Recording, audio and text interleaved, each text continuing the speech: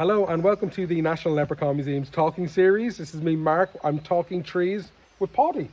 Hi, interwebs! Now, Paudie, we're in Massey's Wood talking about trees, which is great because we're surrounded by every species of tree imaginable, not just ones that are native to Ireland. But we are going to focus on Irish mythology and Irish trees, but they are so important to different cultures around the world. Trees are hugely important in world mythology. There's a world tree in many different cultures, and by world tree I mean a really massive tree. Yeah. Yggdrasil is probably the most famous In of Norse, yeah. them. Yeah, and the Egyptians had a giant tree as well. It's weird because I don't associate trees with Egypt, but that's probably my ignorance. Yeah, and Egypt fought many wars to get access to trees. They went to Lebanon for the cedar and that kind of thing, because, yeah, it's the cradle of civilization, but you're right, there aren't that many furniture making trees in that No. neck of the woods. And they've got to sit on something though. Yeah. But trees and timber is a great resource, and obviously different trees have different properties and different uses. But it's also the tree itself is a great metaphor for understanding and explaining, because we have like family trees, Yes.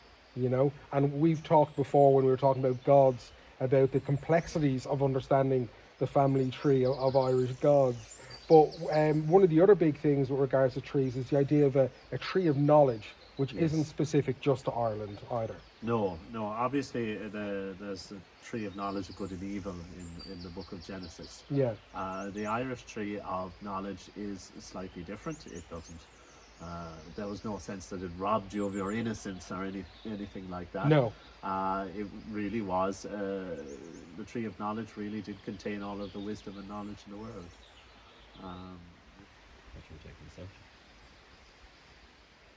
So the tree knowledge in Irish mythology is the Hazel Tree, and there's a few different variations on it, on the actual story of it. But the general thing is that like there's a Hazel Tree, it gathers knowledge from all over the world and condenses it into these golden hazelnuts. Yeah, the hazel was always believed by the ancient Irish to be very powerful, and powerful in other cultures as well, believe it or not. And there's some dispute, I suppose you'd say, as to whether there is a hazel tree at the headwaters of the 9 rivers, the 9 biggest rivers in Ireland, or there are 9 golden nuts on one hazel tree over the headwaters of the Boyne River. Of the Boyne River, yeah, because Bowen is associated with wisdom and knowledge as well. The hazel wood is also loved by poets and bards, again for its knowledge. But yeah, the idea that there's this one tree overhanging the mouth of the River Boyne, that 9 golden hazelnuts grew on it, and of course they fall from the tree into the river, and they're swallowed by, it's either one salmon or it's 9 salmon. 9 salmon, yeah. There's some confusion because Fintan Mac Bachra, Ireland's first man, transforms into several different creatures and ends up being a salmon at one stage, and people are saying, is the salmon Fintan, or is there 9 different salmon? And you said some of the salmon are caught and others are... Yeah, it's a fisherman's thing that I heard years ago down in Cork. The idea was that there was the 9 golden hazelnuts over the 9 rivers, and the nuts fell into the rivers simultaneously at the same time, and were all eaten by salmon, but 7 of the salmon are accounted for in stories, and there's still 2 available. So it gives that idea that it's something that's achievable. So you never know, you could be out swimming, you could be out fishing some morning, and you might catch the salmon of knowledge. You might cook that salmon, burn your thumb on it, and taste that thumb, and become the most knowledgeable man in Ireland. It's being distilled though at that point. Surely could you not just go to the source, which is a hazel tree? But you can't eat a tree. Can we digest hazelnuts? Are they something you can buy in the supermarket? It's something we'll have to look into. Yeah. But I love the idea of the roots, because there was a dispute over hazel trees, whether they're a tree or a shrub, because of how they grow. But they've got quite a dense root system. Yeah. But the idea that the roots went so deep into the ground, they touched every corner of the world and soaked up the knowledge from all these cultures. Yeah, and there was you don't knock down the fairy tree, because the fairies distill a liquor from the roots. Yeah. Yeah, so it'd be a bit like knocking down my favourite pub. Just don't do it.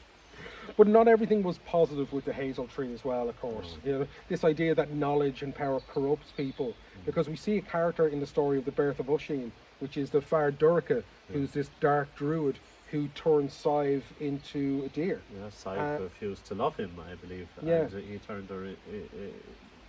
There's a lot of. I mentioned zootropism. I'm going to keep hammering zootropism into the ground. But there's a lot of zootropism in Irish storytelling, and Sive was transformed using a hazel wand by the Far Durcha into a deer. So the hazel wands and hazel rods we see popping up quite a bit in them in stories as well. But that's one of the big ones, of course, is the Far Durcha. Yeah, and Finn McCool takes one look at the deer and falls in love with the deer, because that's how it worked. That's how it worked. But rods and staffs, as I said, like the different woods have different properties. So when we look at other trees, we see them associated with different characters, different powers. Different powers and different stories.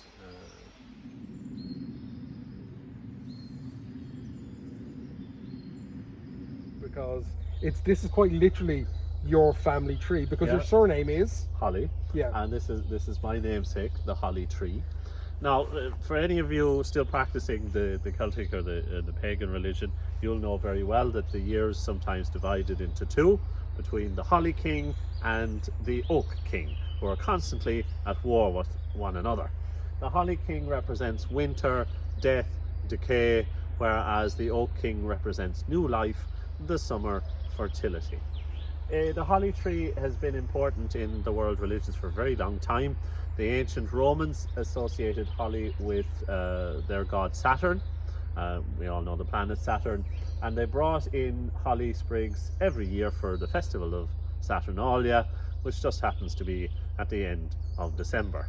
And that's why we associate holly with Christmas now, because of course the Christians didn't stop bringing the holly inside, they kept doing it.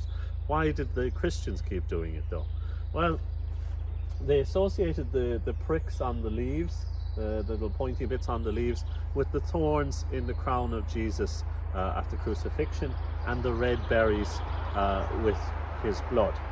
Speaking of the red berries as well, if you see a lot of red berries in the holly tree at the start of winter, it means traditionally that there is a very hard winter coming.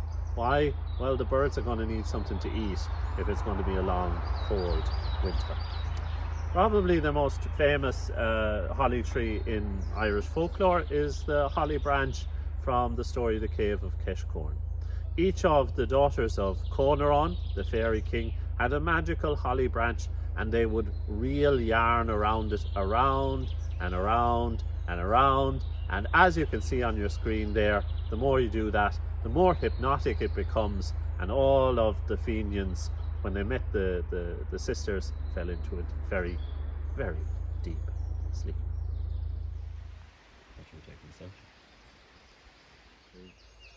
So Mark, the rowan tree is a tree not many people know much about. Yeah, it's not one of the kind of big trees we learn about in school. Like, you don't have a piece of rowan on your nature table in primary school. No. Unless I suppose you're like a pagan practitioner, or you're big into trees, you probably wouldn't recognize it. But it had so many uses. It's a really diverse and important tree. Yes, and for storytellers as well, the big epic Diarmuid and Grainne looms large for us, and we remember the rowan tree in that. Yeah, it's amazing because it's well into the story when we see that Diarmuid and Grainne are on the run, and they seek refuge from a giant who has this land where people weren't allowed to hunt on the land. No one had permission. Yeah. But so Diarmuid and Grainne are being chased obviously by Finn McCool. They hide in the one place where nobody else would want to live, and that's in the woods with the giant that lives in the rowan tree. Yeah, but the deal is that on this rowan tree the berries grow. Yes. And they're seen for their magical properties, a life-giving berry. The giant allows Diarmuid and Grainne to live with him in the tree, to take refuge there. Yeah. And of course, at that stage in the story, Grainne's pregnant. And she has the pregnancy cravings. She craves the berries. And Diarmuid's like, no, we can't, go against his hospitality. We've agreed not to go near them. But Grainne is fairly insistent, which results in Yeah. in Diarmuid killing the giant. Yeah, and a lot of men who have gotten up at 2 a.m. Yeah, to yeah. to go and get a 2 litre bottle of Lucasade will understand. But once the giant has been killed, then it's okay for for people to come looking for Diarmuid and Grainne there. And of Yeah. course, he's hiding up in the tree when Yes. the game of chess is being played, Yeah, and he's dropping down the rowan berries Oh. to indicate and Yeah. give a bit of assistance. yeah. Diarmuid is a world class titular chess player, and so is Finn McCool. And Yeah. of course, the man who has taken up Diarmuid's part in the chess battle isn't as good. So Diarmuid is dropping down the rowan berries to indicate where to go. Which is amazing because again they had such value, the rowan berries, Yes. because you have these three brothers who go to Fionn McCool saying that they want to get back in favour with Fionn, and he's like, Yeah. well, you either bring me back Diarmuid or Yeah. you bring me a fistful of these rowan berries, which is seen as an impossible task. But the rowan berries themselves, like in general day-to-day life, were really important for a couple of reasons. One is that they were great for making a red dye, Yes. and of course red clothing. Certain colour clothing were only allowed to be worn by certain people. Yes, but red was believed to be the one that red was believed to be the one that most Yeah. protected you against evil. Yeah, because you had all these magical properties for it as well. As I say, the berries in the wood was seen as having life-giving properties. And the berries are a great source of vitamin C, but please do not eat the berries from a rowan tree. They have to be boiled first. They And have once to be they're boiled, they boiled can be first. used. Or you'll be spending the day in the toilet. Yeah, well, but when on the toilet aspect, I don't want to go too far down that road, but when you live in a world with no proper medicine, yeah, you might need things like the rowan berry. You might appreciate them a bit more. yeah. Like again, we say no proper medicine, but for some people, that is their medicine, of course. And we True. wouldn't be where we are today if it wasn't for that. And one of the medicinal things the rowan berries were used to make, of course, was gin. Jane, yeah. Yeah. Because it's funny then, because it can be distilled and it's used as a great flavouring, and then you've got the introduction of the alcohol as well. It's no surprise then that it's seen to have very magical properties, Oh yes. and it will connect you to the other world when you're in an altered state of mind, let's say. A druid's staff will be made of rowan Yeah. usually. They wouldn't do it with oak because the oak is too holy. Is too sacred. But you also see it being used in other cultures as well, for the likes of dowsing and water divining. Yes. Yeah, so like kind of the Y stick holding onto it to go find sources of water, and the rowan would have been a big one for that in Ireland. Yeah, and diviners, people who found water with their ability, were prominent in Ireland right up until recent times. Yeah, Yeah. yeah. So the rowan tree then is another one of the big important ones, but again, one that people wouldn't generally know too much about. Important in our stories, important in Irish life, and important in the other world as well. Yeah, and the diviner with the rowan branches, he's believed to be on a scale there with kind of supernatural connection to the underworld. Fantastic.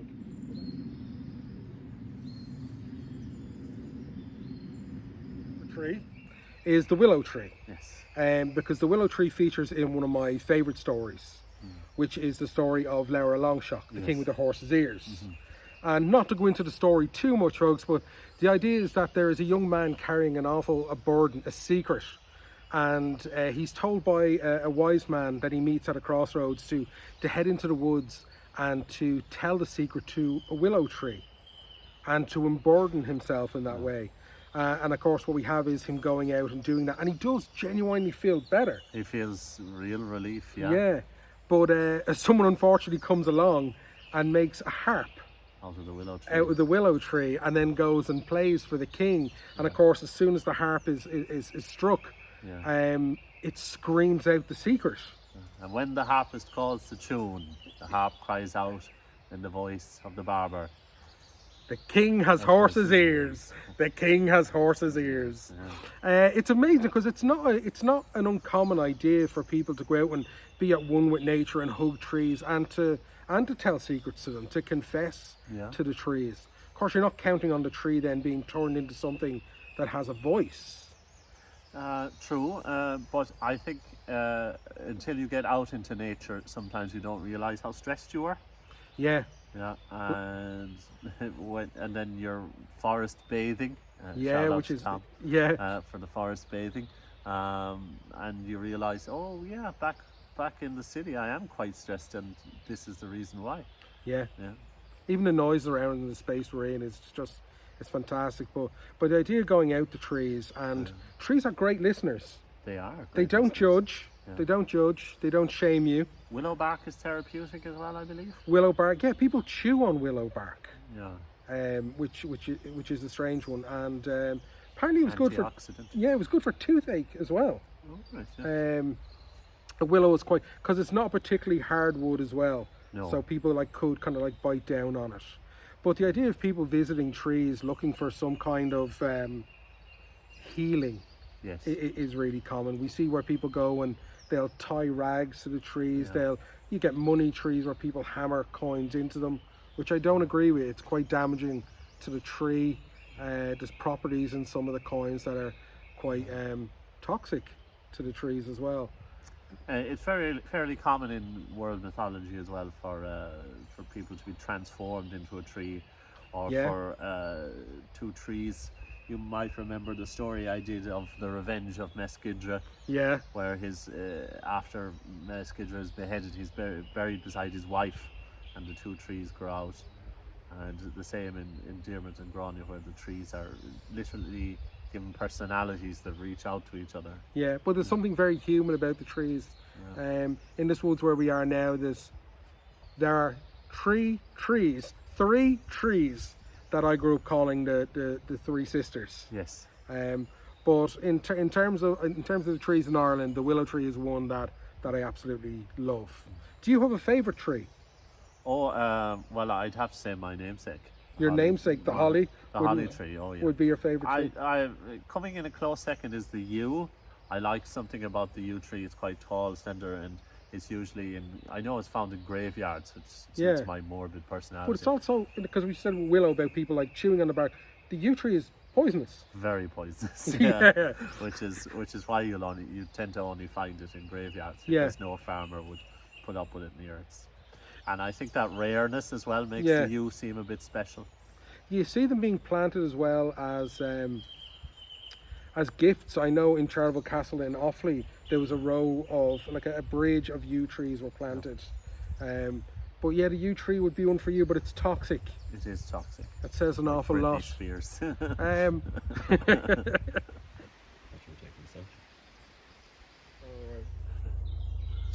Well, guys, thanks so much for joining us for our Talking Trees. I've enjoyed being outdoors in the fresh air. Oh, I've certainly enjoyed getting out there. Yeah, we've talked about trees. We've met so many dogs Yes. when we're out and about. Yes, lots of And, dogs. we've hugged trees. I got myself a new stick, and it was great to see people respecting the space. So if you do, if you've watched this video and you can get yourself out into nature, by all means do. Please respect the woodlands. You said something earlier on about taking and leaving.